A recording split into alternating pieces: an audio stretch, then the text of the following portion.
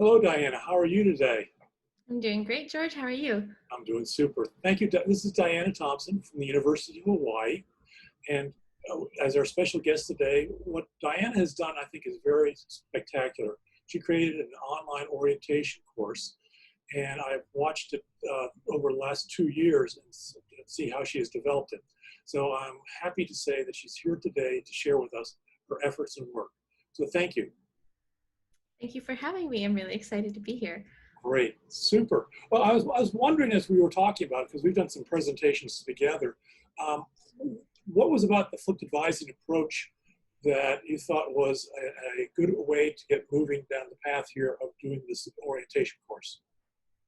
Well, if I can be completely honest, when I very first did anything like this, this was actually back in 2015 when I first became a full-time advisor, and I had no idea that what I was doing was flipped advising.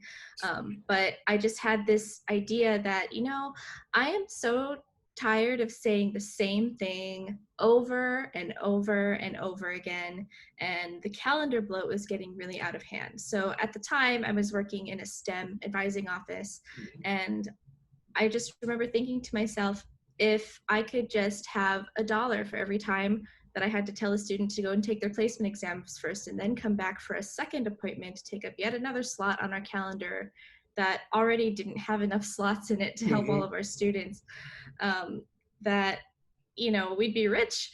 It was really crazy. And I wanted to see if there was some way that we could give the information to the students and meet them where they're at, in a short, easily digestible format.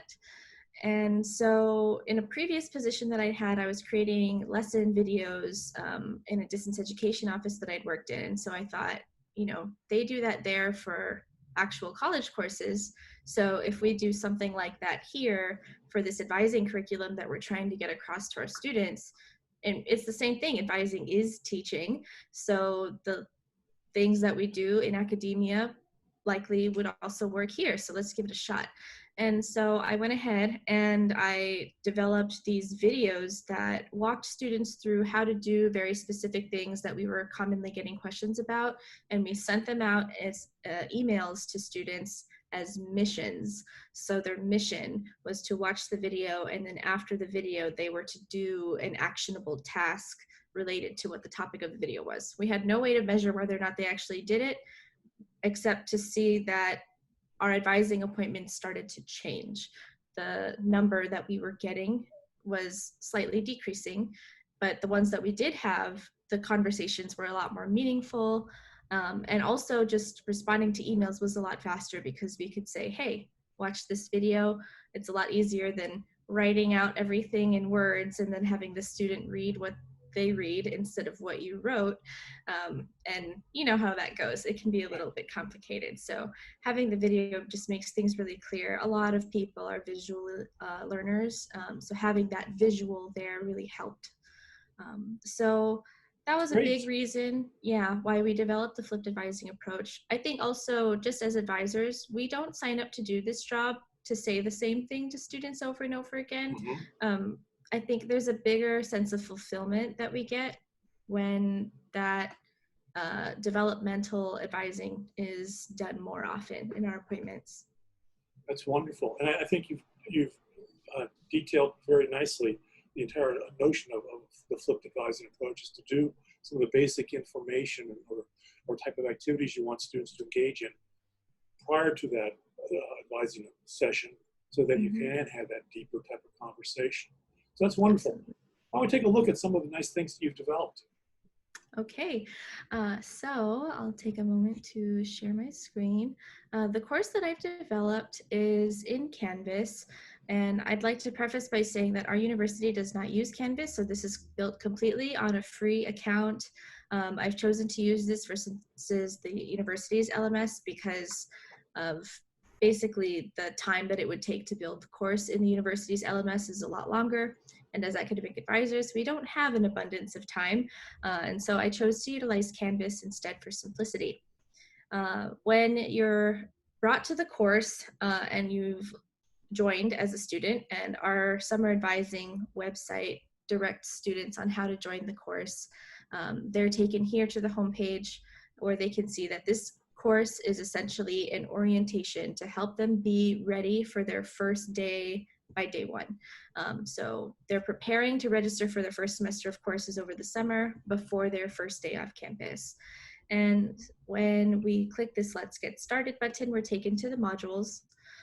Just a quick top level overview of these modules. We have first an orientation to the orientation, because we don't want to expect that students know how to use Canvas or understand what advising is, or as incoming freshmen, they're not used to registering for their own courses like this either. So just explaining the premise. Then we pull in pieces like our admissions office provides a new Rainbow Warrior checklist for our students. So we emphasize the pieces of the checklist that are really key for students to do in order to register for their first semester of courses, such as completing their health clearance paperwork, or even paying their tuition deposit initially so that their account gets activated. Just really key things like that. We take them through a tutorial of their student portal. We talk about what their general education requirements are and basically highlight some really important ones, like the language requirement is different depending on your major, or what math class you take is really going to vary depending on your major. Then we talk through the transfer transcript.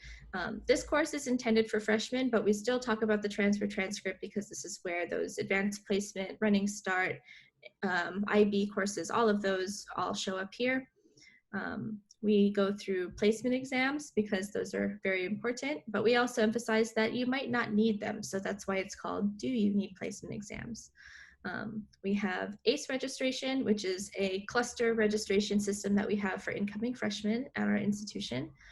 Tutorial about how to plan classes in our course planner, how to use the course planner to register for classes with our GPS registration, and finally, meeting your academic advisors. And we intentionally put this at the end because we like students to go through all of this content first and then meet with their advisor for the developmental appointment.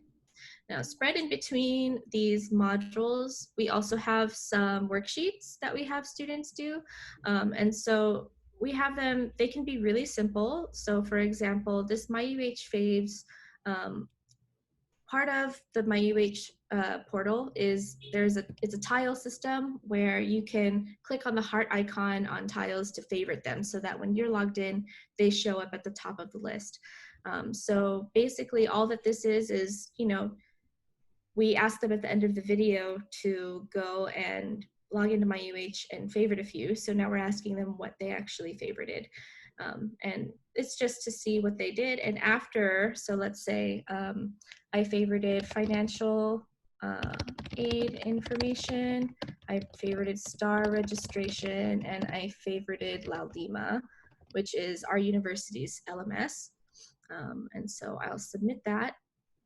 And when I do, the response includes some really important ones that we want to make sure that the students have favorited so that they're always up there at the top. And so this is just to make sure that they've actually, that they see that. Nice. So that's one example. Another example, this is probably the most robust out of all of them, and that's why you'd see the point value is a lot larger, is walking through the placement exams. And so with this, we initially start by asking them, what majors are you interested in? And this is list all of them, and if you're not sure, just try to pick something that you might be interested in exploring. Then, why are you interested in these majors? So it gives them an opportunity to think about their why. Next, we talk about our general education FQ requirement, which is essentially our math requirement. And we ask the students to list what specific FQ requirements are required for each of the majors that they've selected. This is definitely one that's pretty important because math varies pretty significantly based on major. And so we ask the students to look into them, and then also if they've selected multiple majors, whether or not there is one course that might be able to fulfill the requirement for all of their majors, or if they might need to take two different ones, and so they can explain that here. We also provide hints for where to go to find this information. and also some other tips of how to use our registration system and planning system so that they can find and access this information on their own, which they should already have a sense of how to do this if they've gone through the modules in order. Okay. So it's a bit of scaffolding here. Great. Then after that, we ask them which of the courses that you've listed in question 3 require a placement exam, and what, if you need them, what scores do you require for each one. So they walk through the actual placement exam website, which we've also walked through in the video associated with this module, so that they can answer this question. Great. Then our other placement exam that's really important is the chemistry placement exam, but this one is definitely not necessary for a large majority of the majors that we have, but is more important for students who are majoring in STEM and also who might be pursuing health professions in the future. And so we ask, is chemistry required for any of the majors that I've selected? And if it is, what score do you need? Does your major, or actually, so yeah, that's the whole chemistry section there. Then we've got question 7 talks about non-English language. So our non-English language requirement is called the Hawaiian Second Language Requirement, or HSL. And we have students just check in to see, does your major require HSL courses? And if so, what are your options? Because different colleges offer different options for students, so they can do just language courses, or they can take culture courses, or some allow them to study abroad. So it really varies by unit. So we ask them to look into that. And then if you're planning to take a language, do you have any experience with a non-English language? If so, which languages? And do we offer placement exams for those languages that you have experience with? And then we link to the registration guide where they can check. So after that, the last question is for our last placement exam, which is an English placement exam that we only require for students who are non-native English language speakers, and only if our English Language Institute has requested that they take it. So the only way that the student will know if they need it is by seeing if they have a hold. So we just ask them to check their hold. And after that, that's the entire thing. So this one definitely takes a lot more time, but the goal is that we're scaffolding them and kind of walking them through without having to take our calendar time to walk them through. And of course, if after this they still need help, more than happy to meet with the student and help them through. The goal of this is not to get rid of advisors by any means. We're still very important to this process, but this does help to, you know, our appointments are only about 30 minutes long, and going through this process could actually take about half of the appointment or even longer, depending on how many questions the student has. So this helps to reclaim a lot of that appointment time. I think that an observation is I really like the way that you scaffold each one of the modules and then the activities within the modules. And what you're really doing here is helping students with the decision-making process by presenting to them the information they have to deal with to make decisions at certain points before moving on. And it's nicely scaffolded, as you mentioned. Let me ask you this: where does this information go once the student's completed? The goal is to have advisors. This is a cross-campus initiative. So the goal is to have advisors to sign up to be teachers for this course, so that essentially the way that we do this is we ask students to complete this before their first advising appointment. And then when they schedule their advising appointment, we're able to come in here and look at the back end to see the student responses and just preview them before the appointment. The goal is not to say, oh, you answered this wrong. That's not what it's about, but it's really to see where the student is at and maybe get a sense of, you know, are they feeling apprehensive about anything? Maybe their choice of major, or maybe their reason for selecting their major might be a red flag, or to see if the student is correctly connecting the dots between a general education requirement and a course that fulfills that requirement. And do we need to revisit how to actually do that and make sure that the course you're taking fulfills the correct requirement? It's more to supplement, so that instead of having to figure out that information in the appointment, you already have a little bit of it beforehand the appointment can go a lot more efficiently, and then you have more time in the appointment to answer the students' important, unique questions. That's good. I noticed that you have points listed next to the questions. What do you use the points for? The points are really more for student satisfaction. And this is something that we're doing for the first time. So I can't say for sure whether or not the students like this or if they think that this is silly.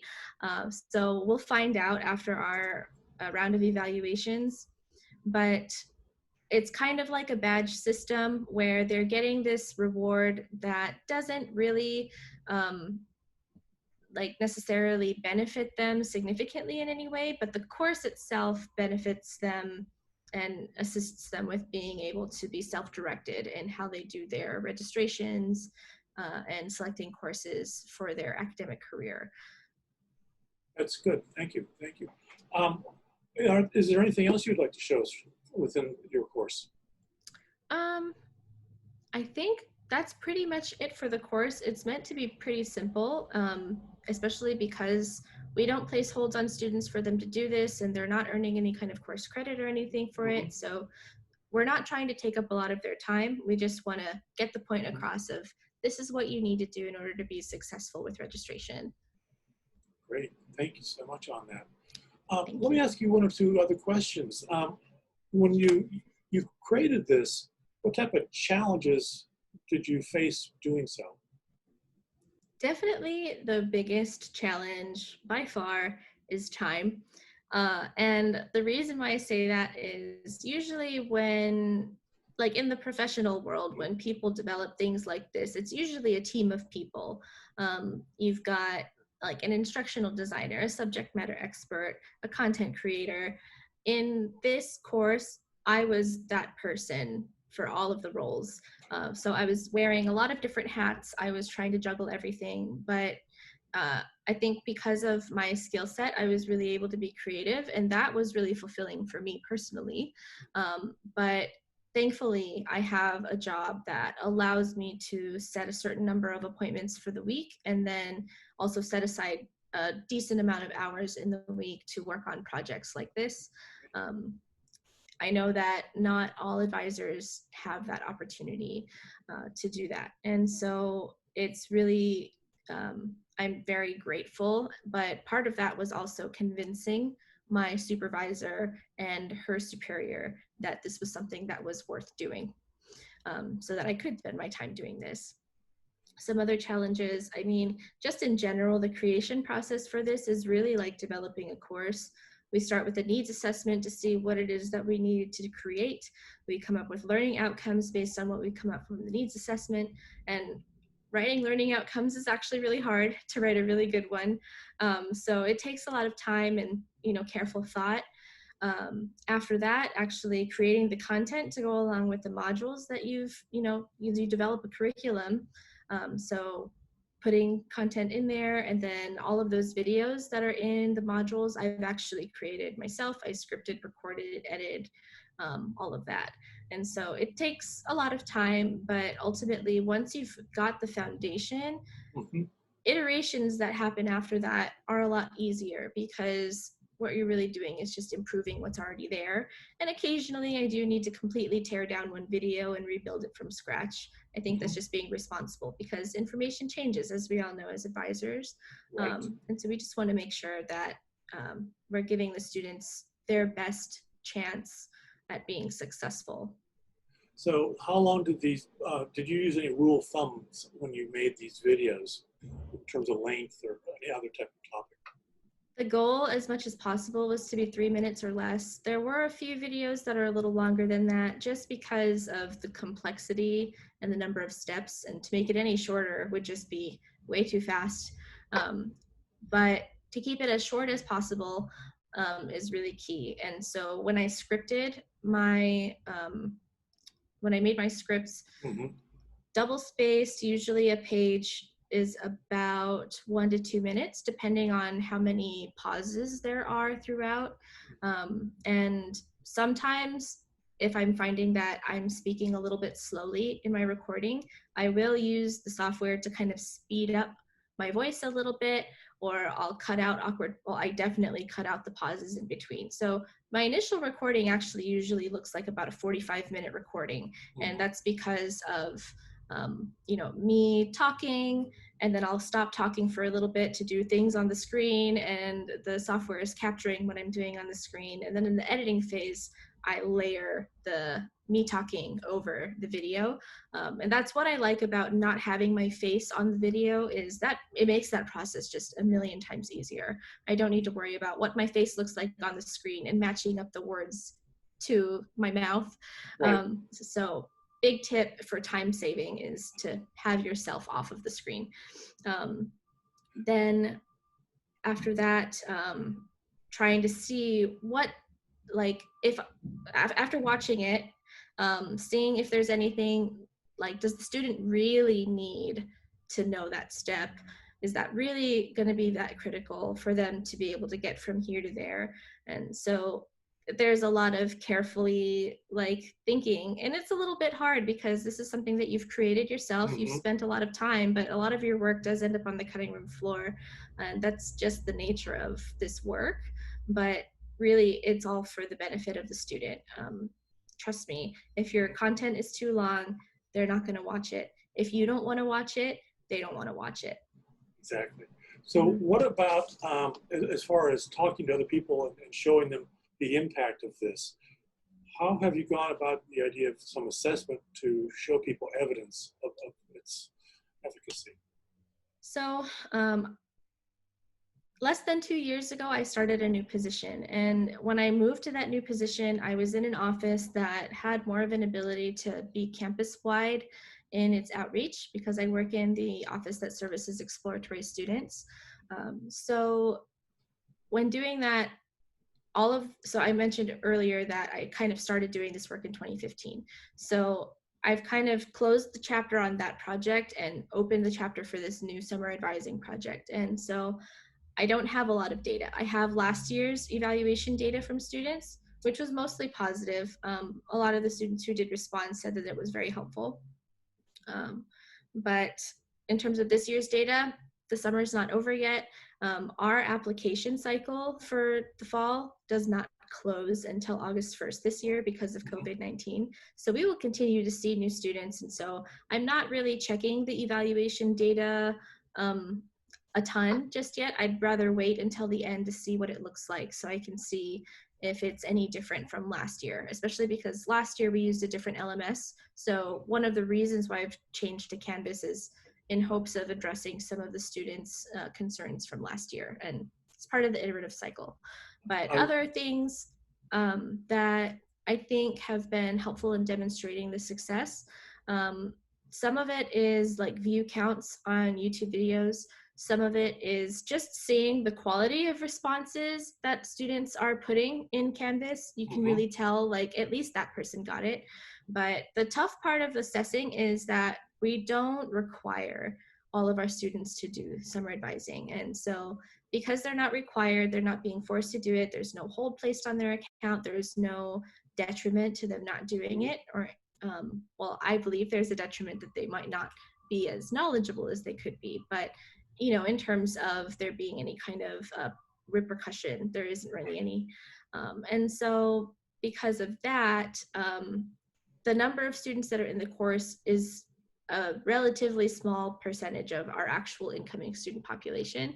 And so that's definitely been a challenge also. But other evidence can just be, it's a little bit more anecdotal in nature at the moment, but again, calendar bloat and the types of appointments that we're having, it's a lot less of, this is how to do this, as opposed to, okay, you did that. How was it? How are you feeling about it? Are you nervous at all? Are you excited for the new semester? And kind of being able to have more of those kinds of conversations instead has just been so great and really rewarding. That's nice to hear. Do you have any plans for the future of this project? Absolutely. So going from the question about evidence, that's definitely plans for the future, is working on a more robust assessment plan to see how we can really make sure that this is doing what we want it to do. And so the goal is to work with the assessment office on our campus and try to develop something that way, because I'm not going to lie to you and say that I'm some sort of assessment expert. I'm certainly not. And I think Neither it's am I. important.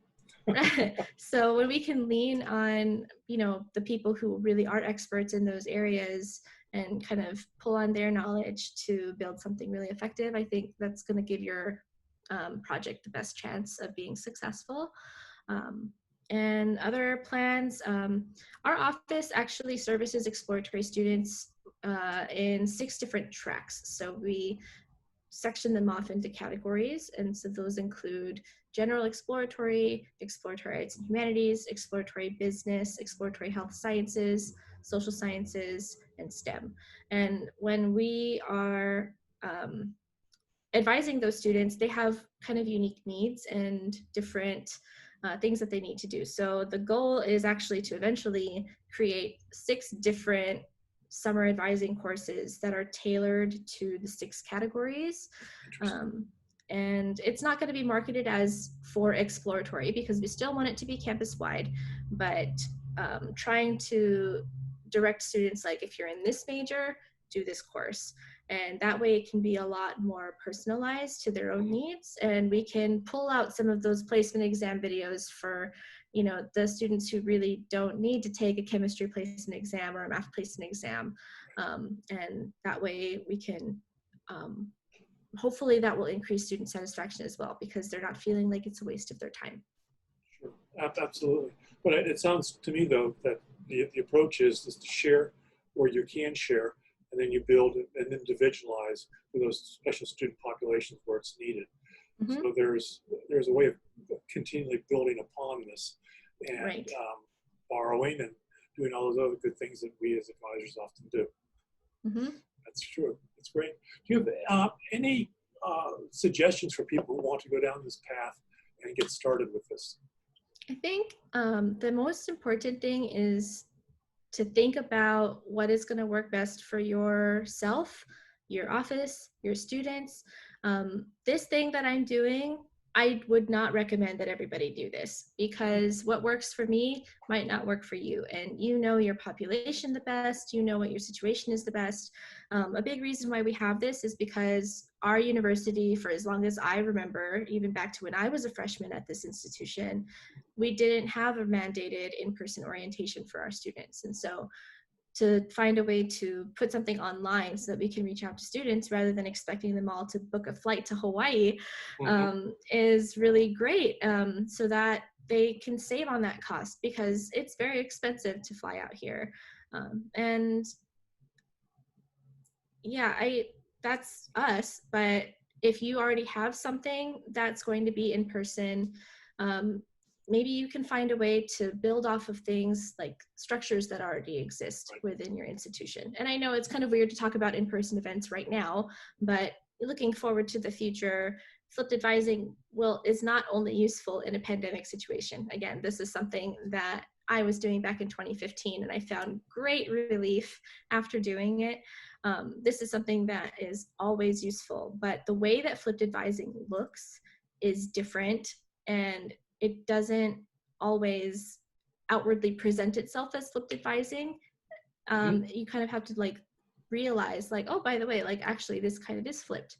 And so an example of that is if you have students complete worksheets before they come in for their appointment to reflect on their academic standing, that's flipped advising.